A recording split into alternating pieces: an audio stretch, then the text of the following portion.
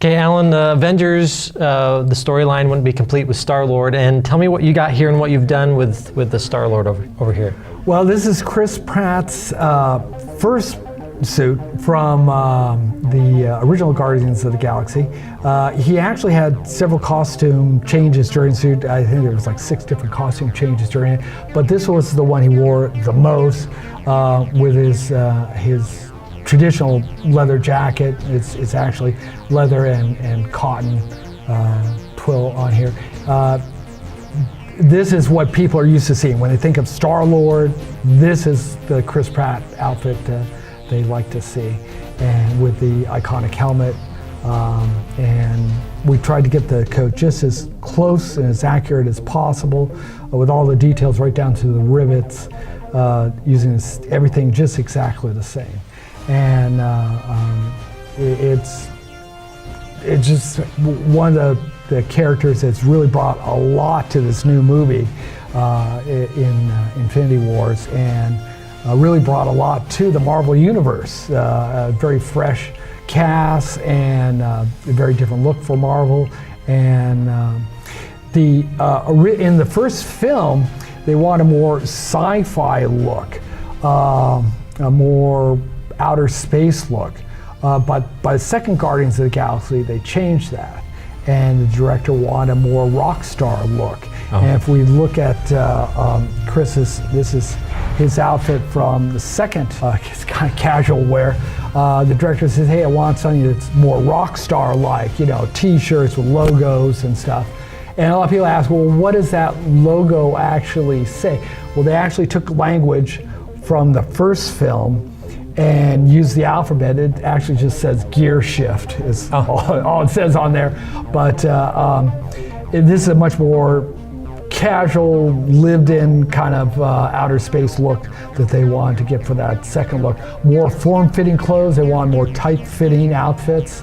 And the pants have a Western flair to it, kind of chaps with leather here on the inside and down there. And then you know, the spat-like shoes, but it really has that wagon train to the stars, as Gene used to say, look to it. So you get that kind of gunfighter impression when you look at him in this suit. Now, again, you've created. Did you guys do the weapons as well as the buckles? Oh yeah, every piece on here. Every piece on here. So down from. Like except you said, for the shoes themselves. For the shoes, yeah. Those are Skechers shoes, which are the exact same Skechers shoes they used for the film. Oh, he wore Skechers. Yeah. Well, if you want an accurate Star-Lord costume, you got to get Skechers. So all these pieces, leather. So you guys don't just dabble in, designer resin or metals or 3D printing, but leathers and cloth and stuff. Actually, how it evolved. When I first started working in television and film, my only interest was making special effects, doing prosthesis, making 20-year-old look 100 years old, making a monster. That was the thrust. Sculpting, make a mold, make a rubber prosthesis, glue it on face. What I quickly found is, well, now we need a costume to go with it. And then once you got the costume, well, now we need a ray gun. We need a prop to go with the costume and the makeup. And so, particularly early on, the more you could do, the more valuable you were. Whether it was, working with glass eyes, mold making, sewing, prop making. If you could do it all, you were one stop. If you're more of a generalist than a specialist, you dabbled into different areas. Today it's much different. Today it is more specialized. You'll have someone a company that's all they do is 3D printing, or a company that's all they do is just tailoring. But back in the day, you had to do everything. I had an old Tempest station wagon, beat up old station wagon, that I kept all my stuff that I needed to make molds and do makeup and stuff on set. So I drive out to Old Tucson or wherever the shooting location was, had everything in my station wagon. I worked at New World Pictures in Venice for a while, and I was driving from Southern California, basically, down in the San Clemente area, all the way to Venice Beach, where New World Pictures was. I'd leave at 5 in the morning, and I'd been working all night to make different prostheses, but I had everything in my station wagon that if I had to do something on set, I had it there. I could do it right there on set. I could make whatever I needed to make, and it made you more valuable. And so today, people contact us and go like, hey, can you make me a this or make me a that, or we need this or we need that. And if you can do it and someone else can, you're in. I never like to say can't do a thing. I learned, it goes back to when I first met Stan Lee. This is back when I was doing more makeup and stuff. Back then, again, no internet. There was no online sales. Everything was sold either from the back of a comic book or a magazine. Oh, wow. So this was the late 70s. Marvel had Spider-Man TV series.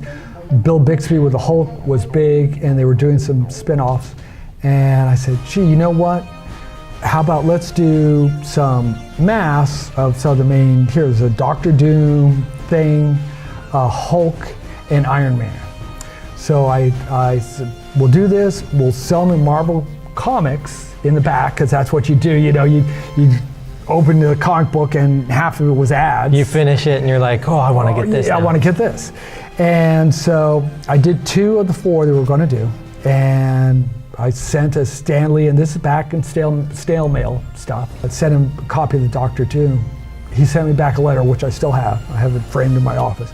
And I love it. Yeah, let's do this. I'm hiding it from so-and-so, so he doesn't, get it. And great. So we started making those. And then he called me one day. He says, ow. He says, can you make me a Hulk costume? So, like if I could get you like a wrestler guy to put it, could you make like a Hulk? Now this was in the late 70s. Yeah. We didn't have urethanes. There was some foam latex at the time, but I just couldn't come up with a way to make something, because in my mind, I needed something that was going to look believable. Something that would look like Lou Ferrigno on TV. And I said, I'd love to do it, but I can't even think of a way how we would do that. Yeah. Oh, okay, thanks anyway.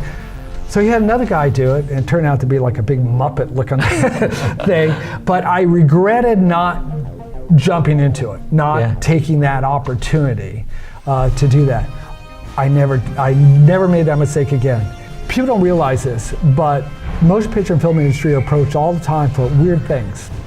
Got approached, got a call from a subcontractor. Hey, I'm going to send a couple guys over to your office. They've got a special project, and I told them you can make anything. And I said, okay, what do they want? They'll tell you when they get there. So they came in, 2 guys in suits. This is what we need.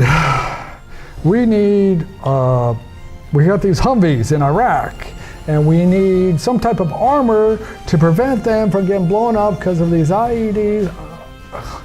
What? Is this a film or is this real life? Yeah, that's what I go like, what, is this for like a movie?